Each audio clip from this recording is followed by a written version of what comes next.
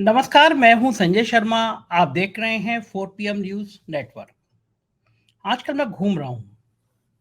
कोशिश करता हूं जब घूमूं तो लोगों से संवाद करूं। टैक्सी वाले हों उनसे पूछूं, चाय पीने रुकता हूं तो चाय के ठेले वाले से पूछता हूं, सब्जी वाले से पूछता हूं, आम आदमी से पूछता हूं, जो मेरे दोस्त हैं उनसे पूछता हूं कि मुल्क का माहौल कैसा लग रहा है आपको। और अगला सवाल करता हूं कि क्या लग रहा है आपको 2024 में क्या स्थिति रहेगी, कौन चुनाव जीतेगा, कौन हारेगा। कौन से मुद्दे हैं जो सरकार के आपको पसंद है, कौन से मुद्दे हैं जो आपको नापसंद है। एक बात कॉमन नजर आ रही है, लोगों ने जो एक सवाल किया, ये कहा कि साहिब जीतने के लिए कुछ भी कर सकते हैं। मैंने कहा इस कुछ भी का मतलब क्या है। अधिकांश लोगों ने कहा कि जैसे पिछली बार पुलवामा हो गया था, सर्जिकल स्ट्राइक हो गई थी, इस तरह का कुछ भी होगा। और बहुत बड़ी संख्या में लोगों ने जो कहा वो मेरे दिल को बहुत दुखाने वाली बात थी। उन्होंने कहा कि 2024 से पहले देश भर में हिंदू मुसलमान का माहौल तैयार कर दिया जाएगा। लोगों के जहन में भर दिया जाएगा कि बाकी सारी चीजें, महंगाई, बेरोजगारी, किसान, ये सब चीजें नेपथ्य में चली जाएंगी। चीन हमारी सीमा में कहां तक घुस आया, अरुणाचल प्रदेश में वो क्या कर रहा है, नेपाल जैसा देश तक हमें आंखें दिखा रहा है, हमारी जीडीपी रसातल में चली गई है, 40-45 सालों की बेरोजगारी दर रिकॉर्ड तोड़ गई है, लोगों को रोजगार नहीं है। ये सब मुद्दे नेपथ्य में चले जाएंगे। मुद्दा रहेगा कि अगर साहेब नहीं आए तो मुसलमान देश पर हावी हो जाएंगे। मैं लोगों को समझाता हूँ, वो लोग कहते हैं कि नहीं देखिए फिर मुसलमानों का शासन हो जाएगा। मैं उनको समझाता हूँ कि 500 साल से ज्यादा मुगल इस देश पर रहे, अंग्रेजों ने शासन किया। क्या कभी कई कोशिश हुई, या क्या यह देश मुगलों के टाइम में क्या हिंदू राष्ट्र बन गया, मुसलमान राष्ट्र बन गया।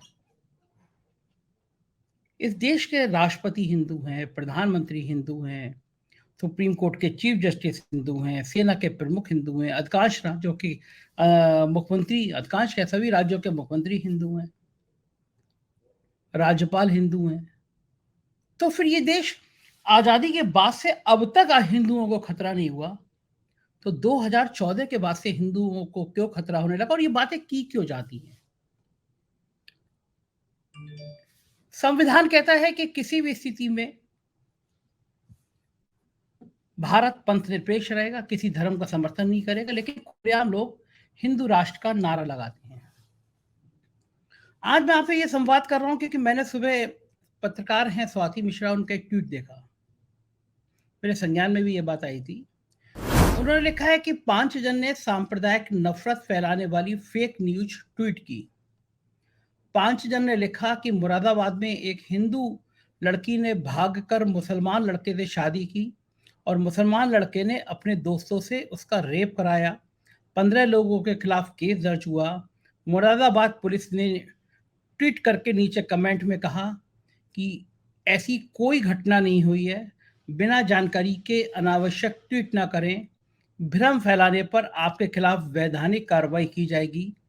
थोड़ी देर में 5 जन ने अपना ट्वीट डिलीट कर लिया। हालांकि पुलिस ने अपना काम किया है, लेकिन ये वो समय है कि अपना काम करने वाले लोग ईमानदार लगते हैं। तो यूपी पुलिस की इस मामले में तारीफ बनती है, लेकिन इससे ज़्यादा अच्छा होता कि वो बाकायदा एक्शन लेती, क्योंकि 5 जन इससे पहले भी सांप्रदायिक नफरत फैलाने के लिए फेक न्यूज ट्वीट करता रहा है। 16 मार्च 2022 को 5 जन ने ट्वीट किया कि गुजरात में 100-150 मुस्लिमों ने सात्विक सोसाइटी में घुसकर हिंदुओं को धमकाया कि फ्लैट बेचो वरना अंजाम भुगतना होगा। 16 मार्च को गुजरात पुलिस और गुजरात के गृह राज्य मंत्री हर्ष सांघवी ने ट्वीट करके बताया कि ऐसी कोई घटना नहीं हुई है। लेकिन 18 मार्च को 5 जन ने बस अपने 16 मार्च वाले ट्वीट के नीचे दूसरा ट्वीट कर दिया कि हर्ष सांघवी ने ऐसी किसी घटना से इनकार किया है। यहाँ पर 5 जन ने फेक न्यूज वाला ट्वीट डिलीट करना जरूरी नहीं समझा, जबकि डीजीपी गुजरात ने लिखा था ये फेक न्यूज है। बाकी रही 5 जन की बात, तो लोग इसे आरएसएस का बताते हैं, लेकिन जब ये कोई गड़बड़ काम करता है तो आरएसएस से पल्ला झाड़ लेता है। जैसे 1-2 साल पहले 5 जन में छपे एक लेख को इन्फोसिस को देश विरोधी कहा गया, तो आरएसएस के प्रचार प्रमुख सुनील आम्बेकर ने लिखा, 5 जिन आरएसएस का मुखपत्र नहीं है। इसके लेख को आरएसएस के विचारों से नहीं जोड़ा जाना चाहिए, बल्कि ये लेखक के अपने विचार हैं। 5 जन के फेक न्यूज से सांप्रदायिक नफरत फैलाने का सारा तिया पाचा बस इस बात में छपा है कि इसका फायदा किसका है। मुरादाबाद पुलिस को ये बताना चाहिए, थ्रेड पढ़ना चाहिए कि किस तरह 5 जन नफरत फैलाता है। इसका मुख्य उद्देश्य झूठ बोलकर देश के आपसी सौहार्द को बिगाड़ना है। हमेशा 5 जन देशद्रोही गतिविधि में लिप्त पाया जाता है। इन्होंने एक बार नहीं कई बार नफरत का माहौल पैदा किया है। ये उन्होंने अपने ट्वीट में लिखा। बात मैं इससे आगे ले जाना चाहता हूँ। मैं साहिब से पूछना चाहता हूँ कि अचानक चुनाव जब 1 साल बचा है, तो साहिब ऐसा क्या हो गया कि देश के अलग-अलग राज्यों में सांप्रदायिक उन्माद की घटनाएं बढ़ने लगी? ये क्यों होता है कि जब चुनाव पास में आता है तो लोगों के बीच में नफरत बढ़ने लगती है? कौन सा वो जादू है, कौन सा वो तंत्र है? और साहिब मैं आपसे ये भी पूछना चाहता हूँ कि अगर आप गुजरात के मुख्यमंत्री होते या आप कहीं भी राज्य के मुख्यमंत्री होते, तो क्या आप सोचते कि आपके राज्य में दंगा हो? और खास तौर से जब आप विपक्ष के मुख्यमंत्री होते। गुजरात में तो दंगे का फायदा ले लिया आपने, लेकिन क्या बंगाल में, क्या बिहार में जो हिंसाएं हो रही हैं, जो झारखंड में हिंसा हो रही हैं, उसके पीछे जिन लोगों का नाम सामने आ रहा है, वो आपको चौंकाता नहीं है? और साहिब लोगों के मन में ये बातें क्यों आ रही हैं कि आप चुनाव को हिंदू बनाम मुसलमान में कन्वर्ट करना चाहते हैं?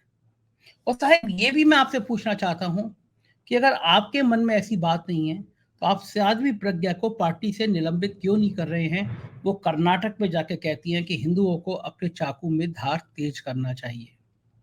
आप गिरिराज सिंह को, जिसको मंत्री बनाए हुए हैं, उसको आप लताड़ते क्यों नहीं है? क्यों नहीं कहते हैं कि तुम रोज ये बयान भेज दे रहे हो, इससे देश में एक बड़े समुदाय की धार्मिक भावनाएं आहत होती हैं, उनकी निजी भावनाएं आहत होती हैं।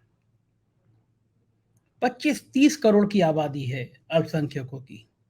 क्या हम उनको इस मुल्क से निकाल सकते हैं? और इस मुल्क में अगर रह के उनके बीच में हम नफरत फैलाएंगे तो क्या होगा? आगरा में पिछले दिनों की घटना आपको पता है। हिंदू युवा वानी इसी तरह का कोई नाम था।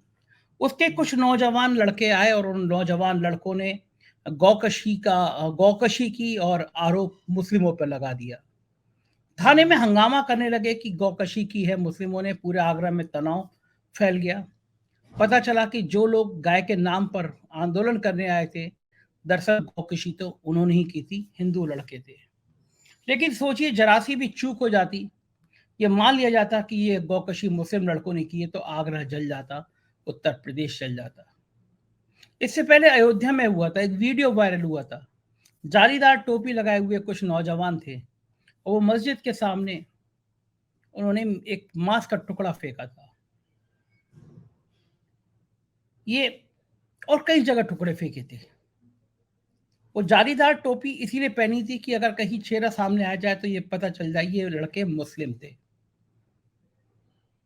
अगर वो वीडियो सामने नहीं आए होते, लड़के पहचान नहीं गए होते, तो पूरा उत्तर प्रदेश, पूरा अयोध्या जल जाता और वो लड़के हिंदू थे। तो ये जब कौन कौन ये रणनीति बुन रहा है कि साहिब के लिए हिंदू मुसलमान का खेल खेल के रास्ता आसान कर दिया जाए? क्या वास्तव में साहिब परेशान हैं जो इस तरह के तत्व सिर उठा रहे हैं? क्या साहिब को लगने लगा है कि कर्नाटक, बिहार, मध्य प्रदेश, बंगाल ऐसे राज्यों से 100 सीटें चली जाएंगी, वापस हो जाएंगी? और साहिब को डर लगने लगा है कि सत्ता हिल सकती है।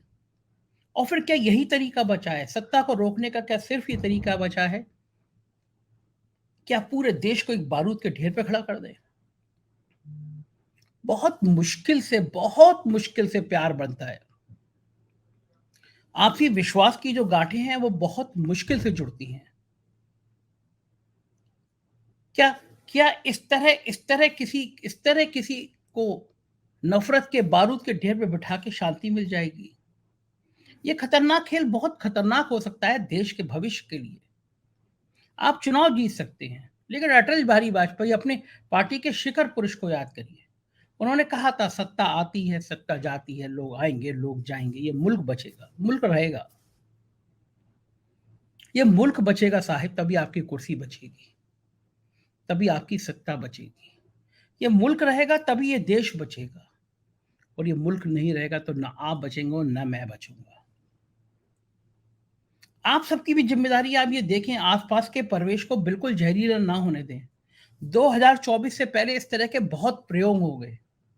आपकी व्हाट्सएप फैक्ट्री पे इस तरह नफरत भरे निरे मैसेज आएंगे, निरे मंत्री, निरे सांसद आपको जहरीली बातें बताएंगे। ये 11-12 महीने आपको अगर आपके दिमाग में जरा सी भी चूक हुई तो ये मान के चलिए अगले 5 साल आपका भविष्य गर्त में चला जाएगा। आकलन कीजिए कि कौन-सी सरकार आपको सूट करती है, कौन-सी सरकार आपके लिए अस्पताल बनाती है, कौन-सी सरकार आपके बच्चों के लिए बेरोजगार ना रहें इसके लिए रोजगार पैदा करती है, कौन-सी सरकार देश की अर्थव्यवस्था मजबूत करती है, कौन-सी सरकार आम आदमी के हितों का ध्यान रखती है, कौन-सी सरकार किसानों के हितों का ध्यान रखती है। ध्यान रखिए आपकी छोटी-सी चूक आपको 5 साल बर्बादी के रास्ते पर ले जाएगी। मेरा मन था कि मैं आपसे ये संवाद करूँ। मुझको यकीन है आप प्यार का संदेश, मेरा ये संदेश फैलाएँगे लोगों तक। छोटी-सी प्रार्थना है आपसे, आपको लगता है कि हम ईमानदारी से अपनी बात कहते हैं तो नीचे डिस्क्रिप्शन बॉक्स है, उसमें एक मेंबरशिप फॉर्म है, उसको भरेंगे, थोड़ा सहयोग करेंगे तो मेरे को मजबूती मिलेगी अपनी बात कहने के लिए। हमारे कुछ और राज्यों में चैनल हैं, 4 पीएम यूपी, केवल यूपी की खबरों के लिए, 4 PM Bihar, 4 PM Gujarat, 4 PM Karnataka, इनको भी सब्सक्राइब करिएगा। शुक्रिया, थैंक यू।